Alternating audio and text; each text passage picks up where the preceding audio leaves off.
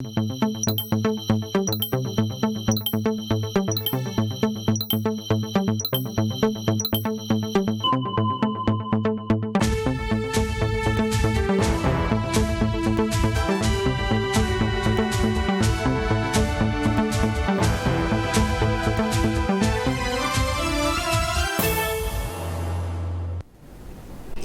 capitaine Thomas Sankara et ses 12 compagnons reposent désormais à l'ex-conseil de l'Entente, lieu où ils ont été assassinés le 15 octobre 1987.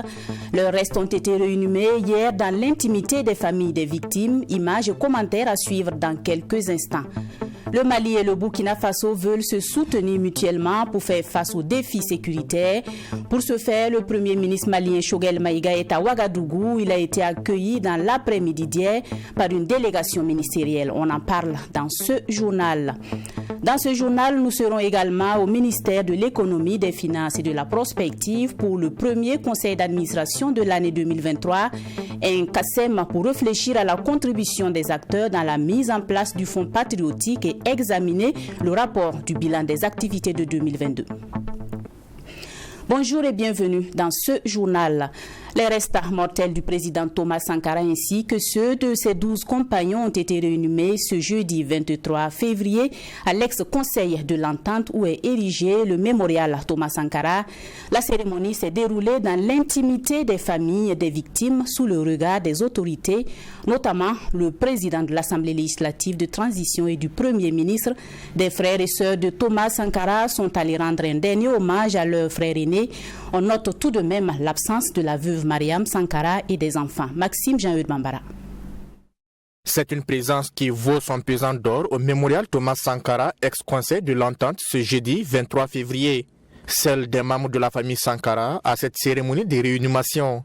Leur présence était inespérée après la polémique née sur le choix du site. Et même à l'absence de la veuve Mariam Sankara et des enfants, difficile pour les frères et sœurs qui ont effectué le déplacement de s'exprimer au nom de la famille. C'est un soulagement. Je suis venu assister aux obsèques de mon grand frère Thomas Sankara. Moi, je suis le petit frère.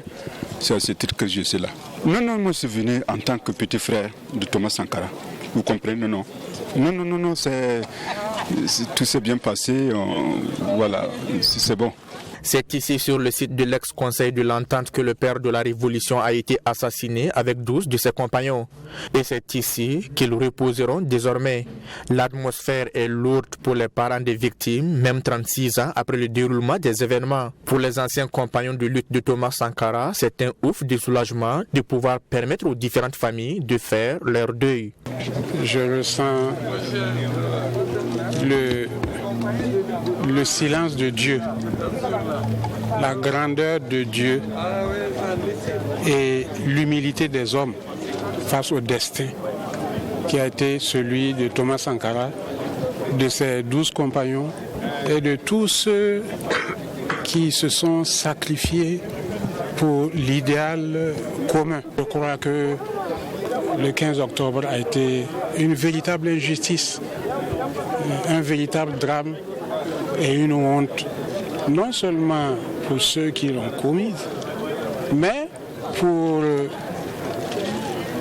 Burkina et l'Afrique entière. Et on ne peut pas souhaiter, même à son ennemi le plus mortel, une fin aussi tragique. Mais aujourd'hui, c'est le jour de l'espoir.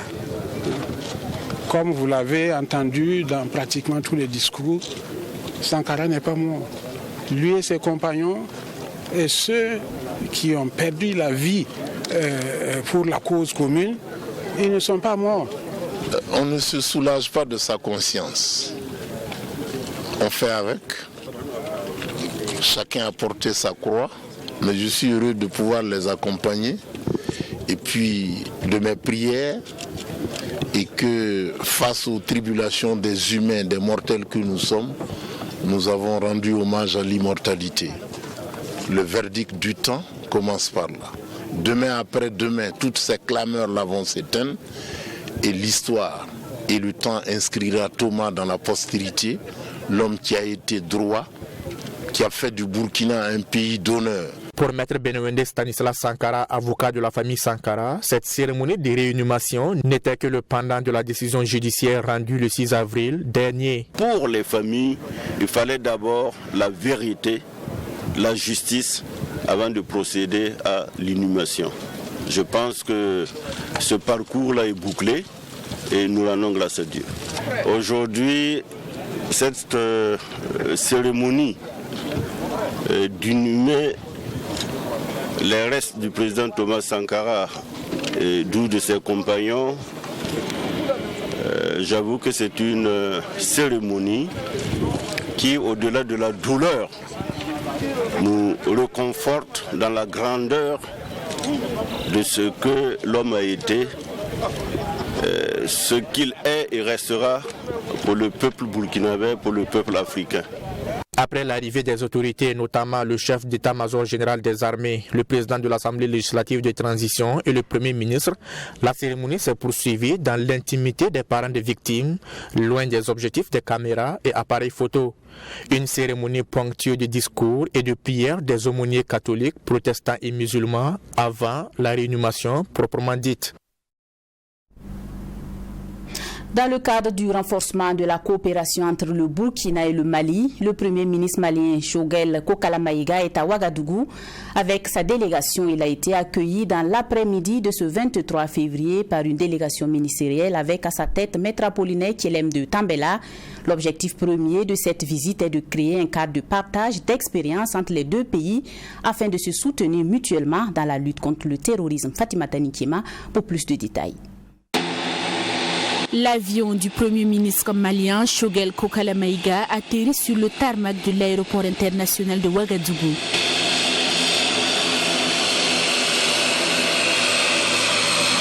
Accueilli à sa descente d'avion par son homologue burkinabé, Choguel Kokala Maïga est accompagné d'une délégation composée d'environ 50 personnes avec une dizaine de ministres. Selon le Premier ministre malien, c'est une visite d'amitié et de travail axée sur les réalités des deux pays, confrontés depuis des années aux attaques terroristes. Avec le développement des événements, notamment la dernière rencontre du ministre des Affaires étrangères, nous devions donner suite à cela. Et je crois que les suites vont s'intensifier, se multiplier dans les jours à venir pour tirer dans le sens du souhait des peuples. Parce qu'en réalité, les peuples sont en avance sur nous. Un exemple, quand il y a eu le fameux embargo illégal et illégitime, inhumain contre le Mali, les frontières aériennes ont été fermées, les peuples ont dégagé les frontières terrestres. Il est donc important, selon lui, d'écouter la voix des peuples. Mais avant le début des travaux, Choguel Maïga a tenu à traduire la compassion de tous les Maliens à l'endroit du peuple burkinabé après l'attaque qui a coûté la vie à 51 soldats. Ce qui vous arrive aujourd'hui, il faut tenir bon. C'est pour vous démoraliser. C'est pour que vous doutiez de votre armée. Personne ne viendra défendre à la place de votre armée. Et donc, c'est une période difficile parce que vous avez fait aujourd'hui des choix qui ne sont pas du goût de tout le monde.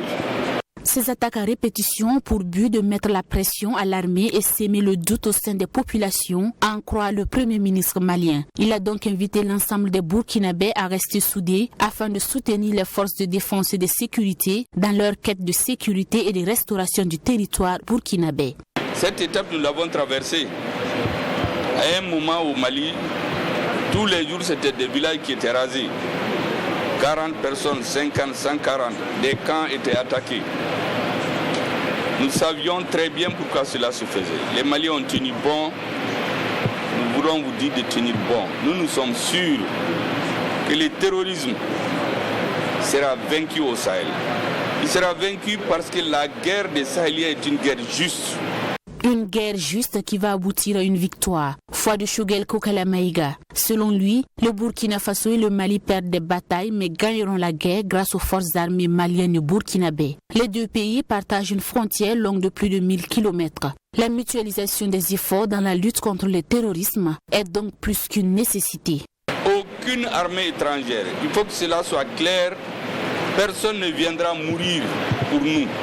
C'est les Africains qui doivent défendre. Mais pour qu'ils défendent, il faut qu'ils soient sûrs que leur peuple est avec eux, qu'ils ne mourront jamais pour rien, que les soldats qui tombent, leurs enfants, leurs familles, le peuple ne va jamais les oublier. Parce que c'est pour la liberté de tous. Dès qu'il y a le terrorisme dans un pays, l'autre n'est pas en paix. C'est pour cela que ce qui vous arrive, nous sommes obligés de compatir parce qu'on a vécu la même situation. Selon l'hôte du jour, le Burkina Faso et le Mali sont confrontés aux mêmes difficultés et partagent la même vision. L'objectif de ces 72 heures de travaux est donc de renforcer la collaboration entre Bamako et Ouagadougou à travers les partages d'expériences entre les deux pays. Notons que le Mali est le pays invité d'honneur du FESPACO, dont la cérémonie d'ouverture interviendra le samedi 25 février 2023.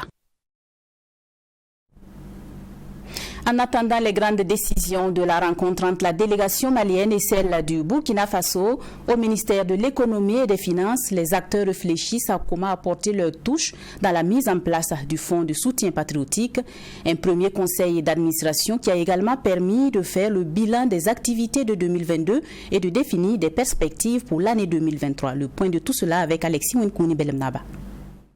Le Fonds de soutien patriotique, c'est l'un des plans stratégiques 2023 décliné à ce premier conseil d'administration du ministère en charge de l'économie.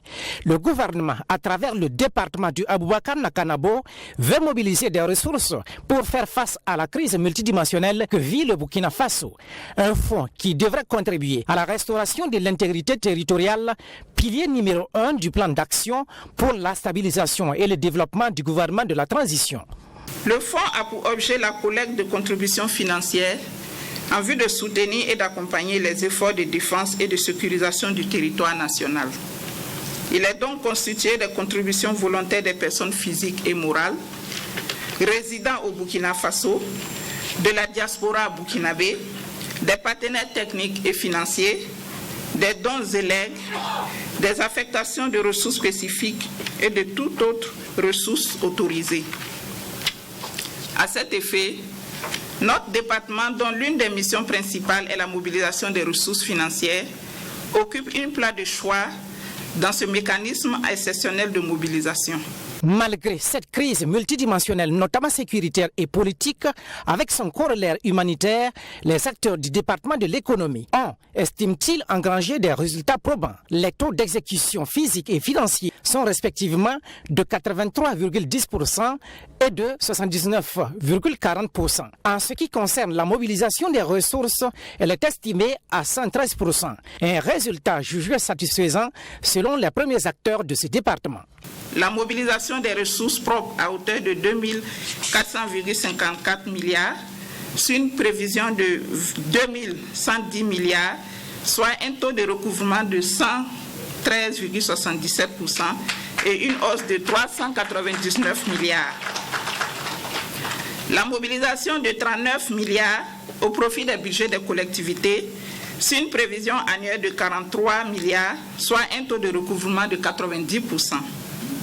L'appurement des restes à recouvrer de 17,90%, le financement de 85 projets à hauteur de 2,254 milliards de francs CFA par les programmes Agrinova, JAL et Burkina Startup. L'octroi de cash transfert à 500 000 bénéficiaires pour un montant global de 12 milliards de francs CFA dans le cadre des filets sociaux et en réponse à la crise alimentaire. Au titre des acquis, le département de l'économie note aussi l'audit de 462 marchés et le contrôle de 277 autres, le gel des biens et des avoirs de 26 présumés terroristes dans le cadre du blanchiment de capitaux et le financement du terrorisme, le démantèlement de 5 circuits informels de commercialisation de motos et un circuit de commercialisation de produits pétroliers. Pour les prévisions de l'année 2023, le coût global de la réalisation des activités du département de l'économie est estimé à plus de 123 milliards de francs CFA. La 28e édition du FESPACO ouvre ses portes demain 25 février. Le ministre de la Communication, de la Culture, des Arts et du Tourisme a fait le tour des différents sites hier pour s'assurer que tout sera prêt à bonne date. Après avoir fait le tour des sites, c'est un ministre satisfait qui remercie toutes les commissions pour le travail abattu. Regardons.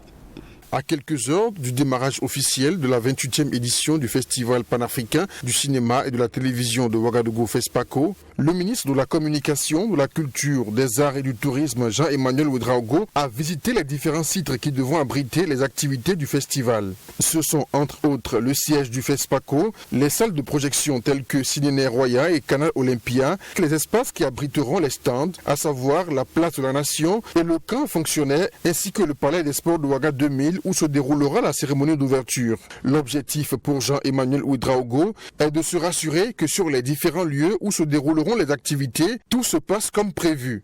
Je suis passé, que ce soit au Neroya, que ce soit donc à Canal Olympia, on a remarqué que là également c'est du matériel vraiment très performant qui a été déployé pour avoir des projections de qualité et donc tout le monde attend que donc le coup d'envoi pour que donc le programme d'ensemble se déroule. Il y a aussi les espaces comme la place de la Nation, comme le marché international du cinéma. C'était l'occasion de pouvoir saluer la mobilisation de tous les membres des commissions depuis pratiquement des semaines. Toutes ces petites mains qui depuis donc des semaines sont là et puis essayent au quotidien avec le maximum d'énergie de faire en sorte que les préparatifs donc aillent bon train et que nous soyons donc au rendez-vous le 25 pour avoir déjà une cérémonie d'ouverture qui soit de très belle facture. Pour le ministre en charge de la culture, des arts et du tourisme, Jean-Emmanuel Ouedraogo, la culture est un levier pour le sursaut d'ensemble des Burkinabés face au combat auquel le peuple est engagé. Il fonde donc l'espoir que ce spectacle contribuera à galvaniser davantage les Burkinabés pour une victoire certaine. Ce que j'ai vu, ce sont des hommes et des femmes qui sont motivés, qui sont en plein focus donc sur ce FESPACO et sur la plupart des sites, je pense qu'il n'y a pas de grand motif d'inquiétude. Ici nous sommes au Palais des Sports qui va abriter donc la grande cérémonie d'ouverture et comme vous le voyez, la scène est pratiquement terminée avec la sono, avec la lumière, avec le podium qui sont venus, il faut le dire, du Mali, notre pays invité d'honneur. On a vu également Serge Aimé Koulibaly et l'ensemble donc des artistes qui se préparent pour le spectacle d'ouverture. Un spectacle qui sera en phase avec la situation du moment. Rappelons que la 28e édition du Festival panafricain du cinéma et de la télévision de Ouagadougou, FESPACO, démarre le samedi 25 février 2023 et prend fin le 4 mars 2023. Au siège du FESPACO, ce sont les derniers réglages pour accueillir les festivaliers, décoration des stands, préparation de salles de projection, bref, les acteurs sont à pied d'œuvre et tout est fin prêt. Constat avec Abdouraïmi. À quelques heures de l'ouverture officielle de la 28e édition du Festival panafricain du cinéma et de la télévision de Ouagadougou, l'heure est au dernier réglage. Sous la supervision de Aziz Compaoré, l'équipe de décoration est à pied d'œuvre. L'équipe doit décorer une dizaine de stands et chaque stand a sa spécificité en termes de couleurs. Demain matin, tous les stands, il n'y aura même pas de défaut ici. Ça sera parfaitement bien décoré, bien installé. Ici, c'est stand de style, comité de l'informatique et de liberté. Voilà, leur couleur est de vert, couleur nationale. Vert, rouge et jaune. Voilà, on va profiter de mettre des pagnes traditionnels de notre pays. Voilà, pour faire l'embellissement. Mais les différents stands aussi ont leur couleur. Dans ce chapiteau dédié à la projection à la carte, Daouda Traoré, membre de la commission infrastructure, travaille avec son équipe pour l'installation des écrans de projection et rassure que tout sera fin prêt. C'est pour ça que vous voyez, on est en train de faire monter l'écran et après on va monter la sonorisation et puis maintenant être prêt pour faire des bonnes projections pendant l'édition. Actuellement, dans presque toutes les salles, on a déployé des équipes. Il y a le Ciné Burkina, Neroya, à la CBC, il y a les 2 salles de la mairie. Voilà, je crois qu'il y a d'autres même qui sont déjà prêts. Voilà, Neroya, Burkina, en tout cas tout est déjà prêt. Les restaurateurs de leur côté sont pratiquement prêts pour accueillir les visiteurs. Rappelons que la 28e édition du FESPACO se tient autour du thème Cinéma d'Afrique et culture de la paix. La cérémonie d'ouverture est prévue ce 25 février 2023 au Palais des Sports de Ouaga 2000. 10 000 festivaliers sont attendus à cette biennale du cinéma africain. En compétition au FESPACO 2023 avec le film Madi et Saga dans la catégorie long métrage fiction Burkina Faso, Yacouba Napon, plus connu sous le nom de M6Z, à travers ce film parle de la famille et dépeint également la souffrance des personnes atteintes de l'insuffisance rénale.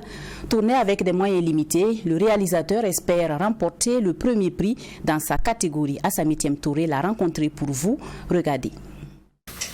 Yacouba Napon, plus connu sous le nom de M6Z, est un réalisateur-producteur de cinéma burkinabé depuis 2014. Il a à son actif 21 films déjà projetés et 2 autres en finition, en plus de quelques séries et courts-métrages. Il remporte 2 fois le prix Succès Cinéma. Le premier film, Adieu Belle-Mère, qui a été succès total, qui est sorti en réalité le 4 juillet 2016 au Neroya, où j'ai remporté le prix Succès Cinéma. On a fait plus de 20 000 entrées et on a eu un trophée de près de 20 millions à ce moment. Mon deuxième film aussi, Folie d'amour, m'a pris aussi le même prix et ainsi de suite. J'ai sorti entre autres Dragueur de Ouaga, et Amour sans retour, Raoko. Et le dernier qui est sorti, c'était L'ex de ma femme. En compétition au FESPACO 2023 avec le film Madi et Saga dans la catégorie long métrage fiction Burkina Faso, M6Z à travers ce film parle de la famille et dépeint également la souffrance des personnes atteintes par l'insuffisance rénale. Je connais chinois, Ça parle de la famille et surtout de cette maladie qui ravage, qui coûte très cher pour se faire soigner d'ailleurs, c'est l'insuffisance rénale, donc le dialyse. Et j'ai mis ça en avant, mais dans un scénario bien rythmé pour encadrer d'abord le cas de la famille, pour montrer l'importance de la famille. Quand on est malade, c'est là qu'on sent vraiment que quand tu es de la famille, tu es à l'aise un peu. Tourné avec des moyens limités, le réalisateur dit avoir rencontré des difficultés pour la finition du film. Je vous ai dit que tout l'argent est parti en Chine. Nous avons tourné ce film dans des conditions très difficiles parce qu'il n'y a pas de soutien, il n'y a pas de moyens.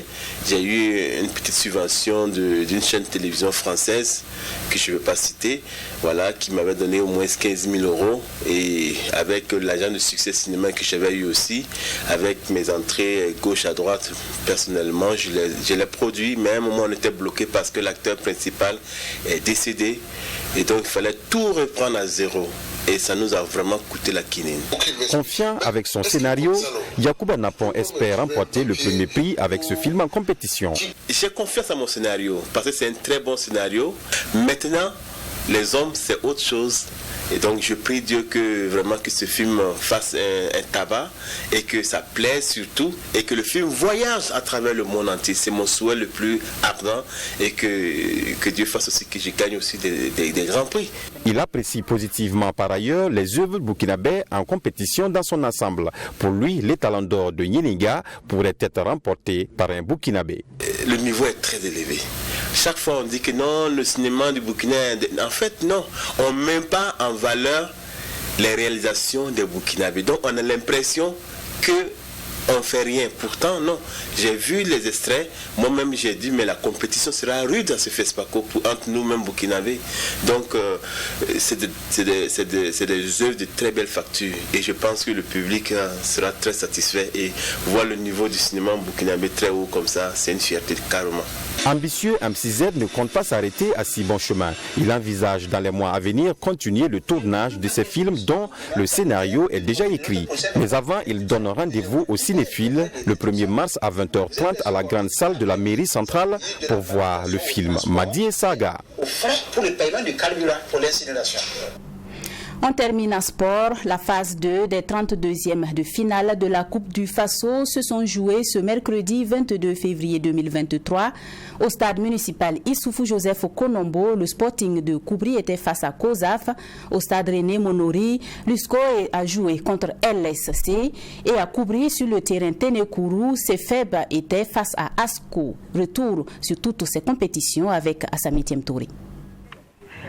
C'est un match qui allait à sens unique, même si la première période était un peu décousue. À 10 minutes de jeu seulement, CFEB ouvre la marque grâce à Amini Kema. Après ce but matinal, plus rien ne sera fait jusqu'à ce tir lointain de CFEB, mais bien suivi par le portier de Asco. C'est en seconde période que les Blancs prennent le contrôle du match. Raza Konombo, entré en seconde période grâce à un service de Ashraf Zoromé, lui également entré à la même période, inscrit le deuxième but sur sa première touche de balle. Quelques instants plus tard, de passeur Ashraf devient buteur. Après avoir éliminé 2 défenseurs, il plante le troisième but. Le coup de grâce, c'est sur ce coup franc exécuté par Seydou Ouedraogo à 10 minutes de la fin de la rencontre. À 4-0, CFEB lève le pied et le score reste inchangé. Un scénario qui était bien tracé selon l'entraîneur. Je suis satisfait parce que, comme j'ai l'habitude de dire toujours, la compétition c'est comme de l'argent. Rien ne peut le remplacer, si ce n'est pas elle-même. Donc, si vous voyez bien la première partie, c'est des éléments qui n'ont pas assez de temps de jeu, qui ont commencé le match. Donc ça c'est ça. Je ne suis pas étonné de leur performance, mais c'est ça aussi, ils vont gagner en compétition pour que l'équipe soit au même niveau. On joue sur les 2 tableaux, sérieusement à fond. On va compétir pleinement, on est des compétiteurs et c'est normal, ça fait partie de l'objectif de la saison. Du côté de Asco, la fraîcheur physique a fait défaut, dira le coach, tout en se projetant sur la préparation des éliminatoires du championnat national de 3e division. Bon, vraiment, on a beaucoup manqué de fraîcheur. Voilà, donc, on a constaté qu'on n'avait pas trop de fond. Et c'est le fond qui nous a beaucoup manqué. Sinon, dans les 20 premières minutes, là, on s'était ressaisi. Mais malheureusement, le fond en a manqué. Voilà, donc, il va falloir qu'on travaille davantage là-dessus pour pouvoir revenir un peu encore plus en forme. On doit se lancer pour les éliminatoires de la D3. Voilà, donc il n'y a pas de date d'abord pour le moment, mais ça serait très bientôt. Donc on va commencer à se préparer pour attendre les éliminatoires de la D3. En attendant de connaître son adversaire pour le compte des 16e de finale, CFEB joue ce week-end le Canon du Sud à l'occasion de la 16e journée du championnat national de Ligue 2. C'est tout pour cette édition. Merci de l'avoir suivi. Excellent après-midi à toutes et à tous en compagnie de nos programmes.